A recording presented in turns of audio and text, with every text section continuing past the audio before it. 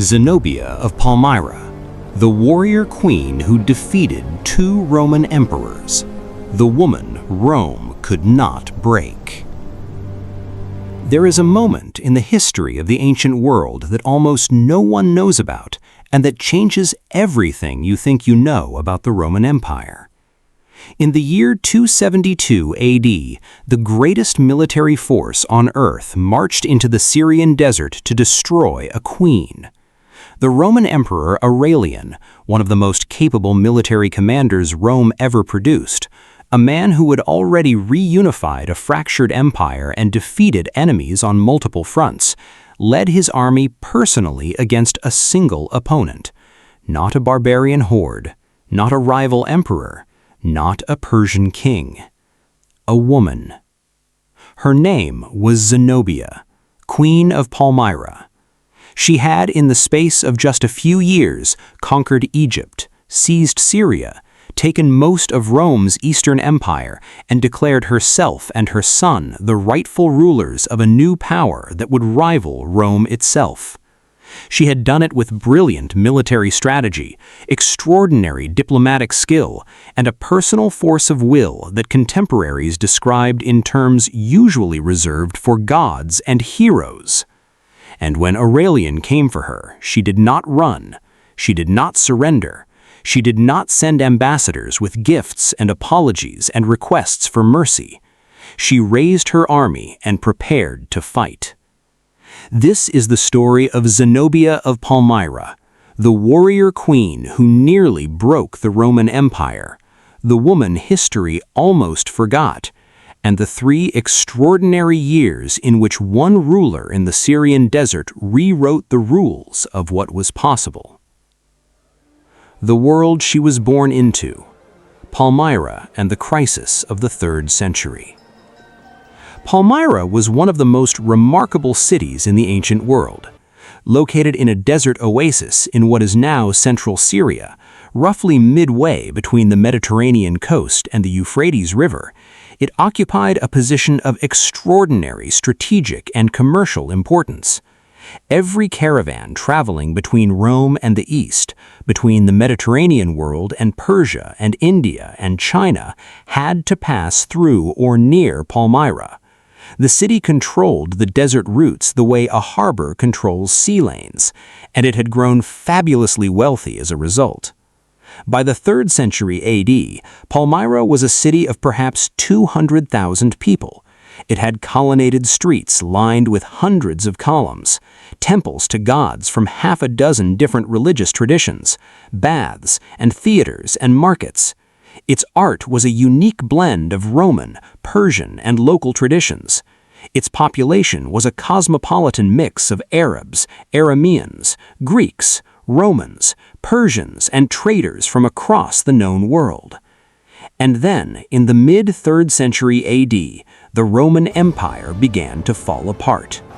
The period historians call the crisis of the 3rd century, running roughly from 235 to 284, was one of the most catastrophic in Rome's history. In the space of 50 years, Rome had 50 emperors, most of whom died violently. The army was fractured into competing factions. The economy collapsed under the strain of constant civil war. The borders were assaulted on every front. In 260 AD, the crisis reached its nadir. The Roman Emperor Valerian, leading a campaign against the Persians, was captured in battle by the Persian king Shapur I. It was the most humiliating moment in Roman history. A sitting emperor taken prisoner, paraded through Persian cities as a trophy. Into this chaos stepped Audacious, the ruler of Palmyra and Zenobia's husband. He rallied the eastern forces, defeated the Persians, and effectively saved Rome's Eastern Empire single-handedly. Rome rewarded him with the title Corrector of the entire East. And then, in 267 or 268 AD, Audacious was assassinated. The circumstances of his death remain mysterious. We do not know who killed him or why. What we know is what happened next. His wife took power. Zenobia, the woman herself. The ancient sources describe her in terms that are almost overwhelming in their superlatives. She was, they said, extraordinarily beautiful, with dark flashing eyes, white teeth like pearls, and a complexion that combined the darkness of her Arab heritage with an unusual luminosity. She spoke multiple languages according to the ancient sources: Egyptian, Arabic, Aramaic, Greek, and Latin. She was deeply educated. She corresponded with the philosopher Longinus, who became her chief advisor. She studied the history of Alexander the Great with particular intensity. She claimed descent from Cleopatra. She hunted. She rode on horseback rather than in a litter. She marched with her soldiers on foot when the campaign demanded it. She wore armor. She appeared before her troops in military dress. She was, in the terms her world understood, a woman who operated in a male sphere without apology and without disguise.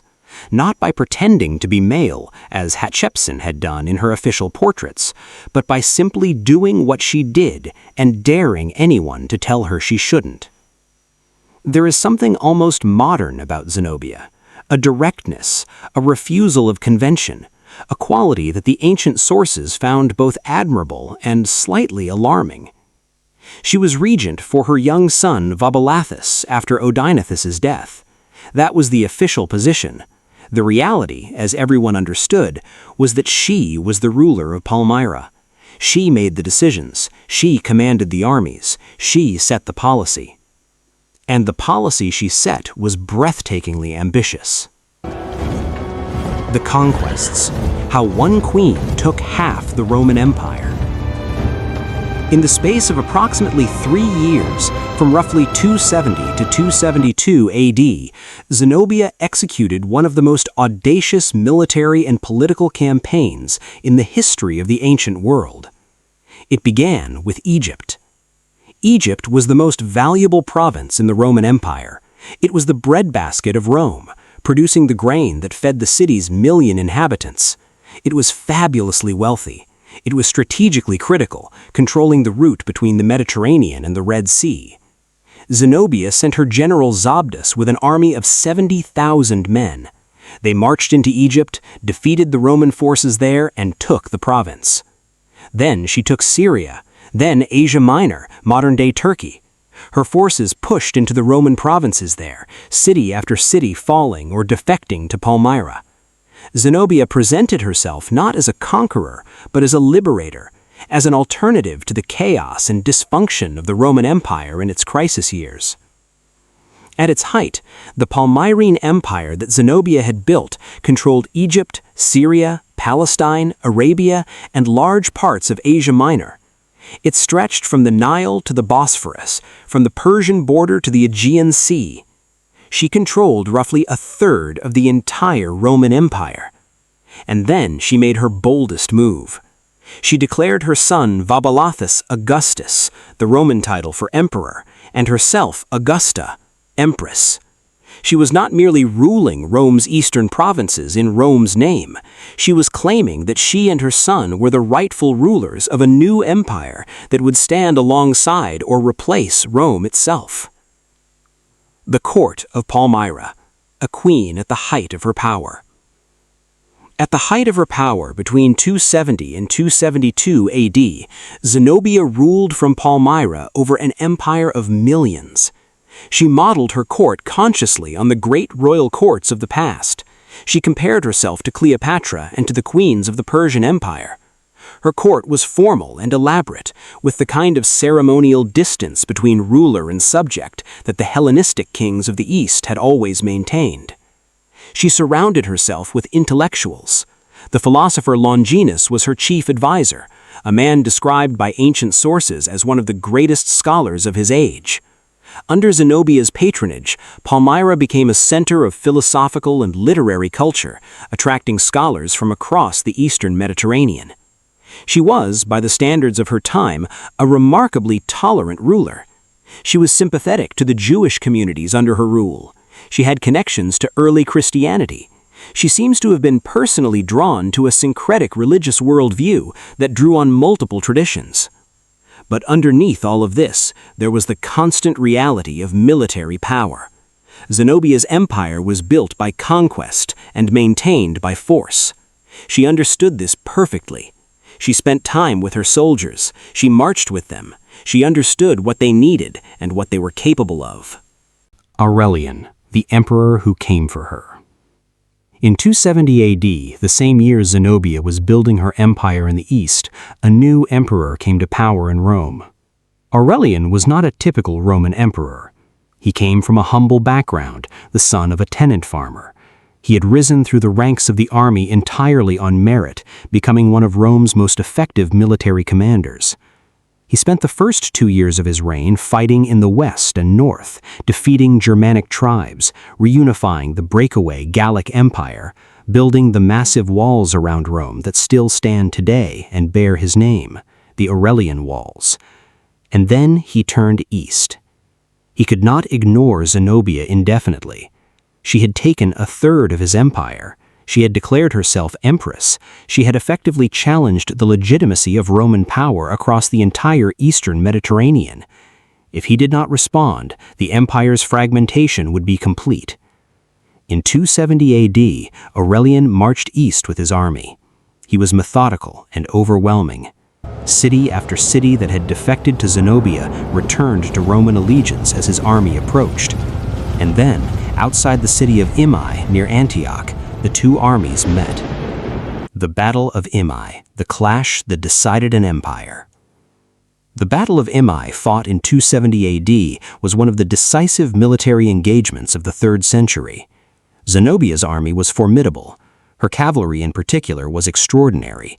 The Clibanarii, heavily armored horsemen whose horses were also armored, virtually impervious to conventional weapons, the ancient equivalent of tanks.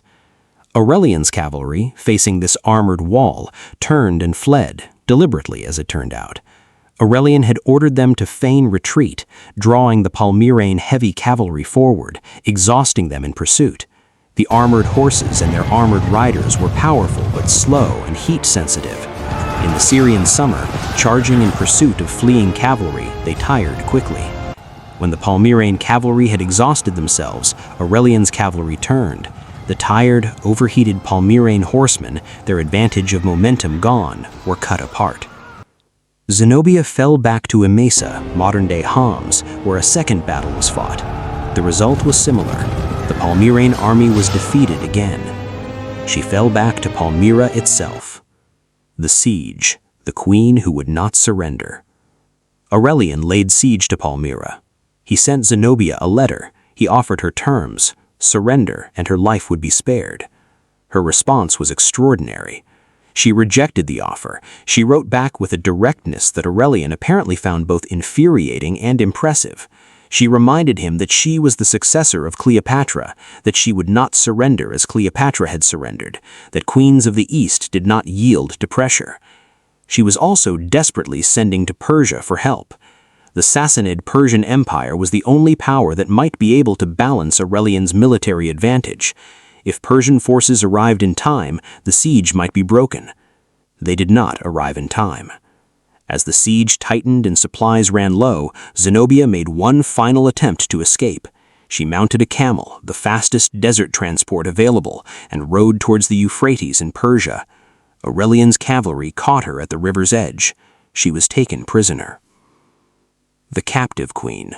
What happened after? The fate of Zenobia after her capture is one of the great unresolved questions of ancient history. What we know is that she was brought to Rome. She was displayed in Aurelian's triumph, the great ceremonial procession through the city that Roman generals held after great victories. She walked in golden chains, wearing her jewels and her royal regalia before the crowds of Rome. This is the image that has gripped the imagination of artists and writers for centuries. The queen in chains, defiant even in defeat, the embodiment of a power that Rome had to destroy precisely because it was so formidable. But what happened next is disputed. One ancient source says she was executed. Most say she was not. The most widely accepted version says that Aurelian gave her a villa at Tivoli near Rome, where she lived out the remainder of her life in comfortable Roman retirement, possibly marrying a Roman senator. Did she find peace in that life? Did she chafe against the quiet domesticity of it? Did she look back on the 3 years when she had ruled an empire and feel the loss of it every day? We do not know. Palmyra, what Rome did to the city. After Zenobia's capture, Palmyra initially submitted to Rome. Aurelian left a garrison and moved on. Then Palmyra revolted. Aurelian came back. This time he was not merciful. He sacked the city. The great colonnaded streets, the temples, the palaces of the merchant princes were looted. The population was massacred or enslaved. The city never fully recovered. The temples fell into ruin. The columns toppled. The desert crept back over the colonnaded streets. Sand covered the mosaics and the inscriptions and the carved reliefs that had once made Palmyra one of the most beautiful cities in the world. The ruins were rediscovered by European travelers in the 17th century, who were so astonished by their extent and beauty that they could barely find words for it. In 2015, the Islamic State captured Palmyra and spent months destroying its ancient monuments. The Temple of Bel, the Temple of Bel-Shaman, the Arch of Triumph, all partially or completely destroyed. The elderly archaeologist Khalid al-Assad, who had dedicated his life to the site, was captured and executed when he refused to reveal where the most valuable artifacts had been hidden. The destruction of Palmyra's monuments in 2015 was a deliberate act of cultural erasure, an attempt to destroy a civilization's memory. It is the same impulse that scratched Hatshepsut's name from temple walls 3,000 years ago. Why we forgot her. Zenobia's erasure from mainstream history is less deliberate than Hatshepsut's and less structural than the Gupta empires. It is more a matter of emphasis, of which stories get told and which get set aside. She appears in ancient sources. She was not hidden nor suppressed. Roman writers discussed her at length, sometimes with admiration, sometimes with contempt, sometimes with a complicated mixture of both. But she was on the losing side. History, as the cliché correctly observes, is written by the winners. Roman history was written by Romans, and in the Roman version of events, Zenobia was a usurper who overreached and was correctly punished. She also ruled a city that was physically destroyed. Palmyra's annihilation meant no continuous tradition of memory, no local historians preserving her story, no descendants with an interest in promoting her legacy. And she existed in the gap between civilizations. She was not Greek, not Roman, not Persian. She was Palmyrene, a culture that existed at the intersection of multiple worlds without being fully claimed by any of them. She deserves better. The legacy, what Zenobia means. Zenobia's 3 years of empire changed nothing permanently. After her defeat, Rome reunified. Palmyra was destroyed. The eastern provinces were reintegrated. And yet, she demonstrated that the Roman Empire was not invulnerable, that it could be challenged, that its provinces could be taken, that a ruler of sufficient ability and determination could seize control of its most valuable territories and hold them against everything Rome initially threw back. She also demonstrated something more personal and more enduring. She demonstrated what is possible when someone refuses to be limited by other people's assumptions about what they can do. Zenobia was a woman in a world built for men. She was a provincial ruler in a world dominated by Rome. She was a queen in an age of emperors. Every structural force in her world told her there were limits to what she could achieve. She ignored them. For 3 extraordinary years, she ruled an empire that stretched from Egypt to the Aegean.